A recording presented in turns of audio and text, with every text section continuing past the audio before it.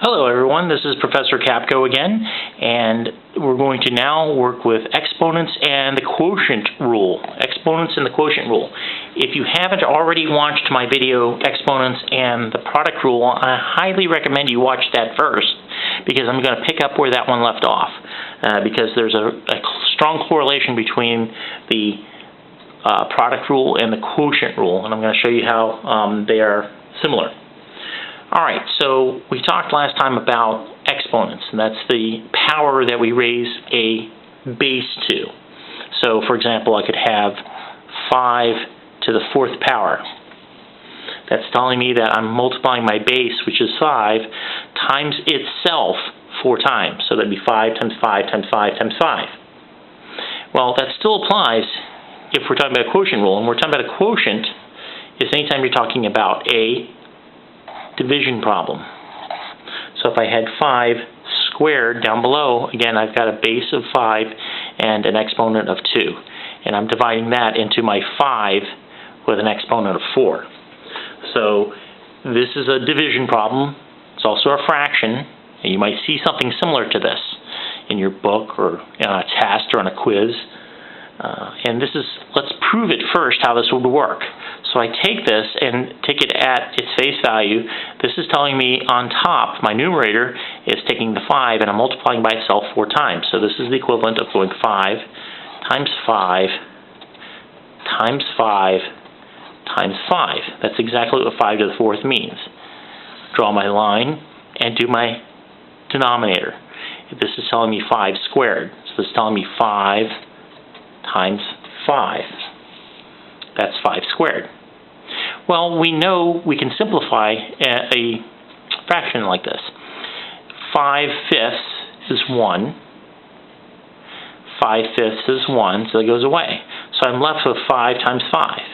Well, 5 times 5 is multiplying the base 5 times itself twice, so that's the equivalent of 5 squared. So that's kind of a long way of doing the problem. It'll work. You can do it that way. There's absolutely nothing wrong with doing it that way. But if you want to, you can apply something called the quotient rule.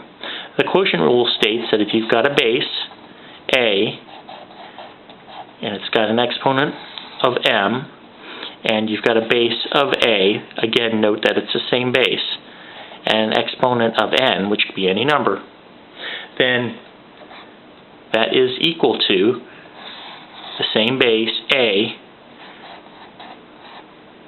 m minus n. So I take away the exponent from the denominator from the exponent from the numerator. See the m, and I'm subtracting n. The m is on top, that's the exponent for the numerator, and the n is on the bottom, that's the exponent for the denominator, and I'm subtracting that from the m. And this is the quotient rule, as you can see here. If I did that with this, 5 to the 4, and I take away 2, which is the exponent to the denominator, and that's going to be equal to 5 squared, which is the answer we got. It's a lot quicker and easier to use the quotient rule. So you can see it's very similar to how you work with the product rule, in that you've got to have the same base, otherwise it won't work. You cannot apply it unless you've got the same base, and if you do, then you can apply the quotient rule. So let's do this with a problem. Let's say I had x to the 6th power over x squared. I look at that and I want to go ahead and apply the quotient rule, and I know I can because I got the same base, x and x. So I wind up with an x, which is the same base, and I've got the numerator's exponent, and I'm going to subtract from it the denominator's exponent, 2. So my final answer is the same base, x, 6 minus 2 is 4. So x to the 4th power is the final answer for that. Let's combine it into a bigger problem. Okay, so let's say you have a problem that looks like this. Let's say you have one that looks like this. 6x to the 5th power y squared z all over 2x squared y. And it tells you to simplify that. Well, that looks very complicated, and sometimes students worry about that, but that's not that hard to simplify. The first thing you want to do, my recommendation to you, is get all the like things together. So these are coefficients, the 6 and the 2. Let's get them together and separate them out. So I've got 6 over 2. And again, a lot of these things you can do in your head, but I want to lay them out first so you can see what you can do. So I got the 6 and the 2 taken care of, and you may want to check off things so you don't forget. And then next, that's multiplied by the x to the 5th over x squared. You see I got the x's together? And you're allowed to move things around like that because this is multiplication. And it's multiplication, you move them around. If it's addition or subtraction, it's a lot trickier. You really can't move them. All right, and then we took care of the x's. Next, let's take care of the y's.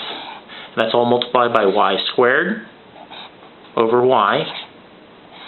So I took care of the y squared and the y. And then lastly, we have the z. And that's on top. It's in the numerator. And there's nothing underneath it, so I'll just put the 1. I'll put a 1 there. So I can rewrite this here so it's easier to see. I've got 6 over 2. I've got x to the 5th over x squared. I've got y squared over y. And I have z. And I just put it over 1, because anything over 1 is itself. So I rewrote this problem, and I just separated everything out. Now it's time to simplify things. Well, 2 goes into 6. If I divide 6 by 2, that's a 3. So I take care of that. That's already done. I have the same base here. I got the things together, all the like things together, because I want my bases to be the same. So I've got the same base here. So I can apply, you're right, the quotient rule. So this is going to be x to the 5th minus x squared. So that's 5 minus 2. And again, I've got the same base. That was the whole purpose of lining them up. So I've got the base is y, and my numerator is 2. And my denominator, I don't see an exponent there. But we know there's an invisible 1. There's always an invisible 1 there, so I'm going to subtract 1 from there. And then lastly, I've got z over 1, which is z. So you can use z over 1 or z. Okay? I'm just going to keep it above like that for right now. Then we just do our simple subtraction. I've got 3. I brought that down, didn't do anything to that. 5 minus 2 is x cubed. Then y, 2 minus 1 is 1. And then z over 1 is z. And now I can just get rid of the parentheses and make it all simple. I've got 3 x cubed y, and I don't write the invisible 1 there because it's like training wheels, and I have the z. So 3x cubed yz is the final answer for this problem when I simplify it. So that is how you're going to simplify using the quotient rule. I hope you found that helpful. If you did, click the thumbs up button, click the like button, tell your friends about these and how much help they can get with you. And go ahead and, if you have other questions, put them in the comments section.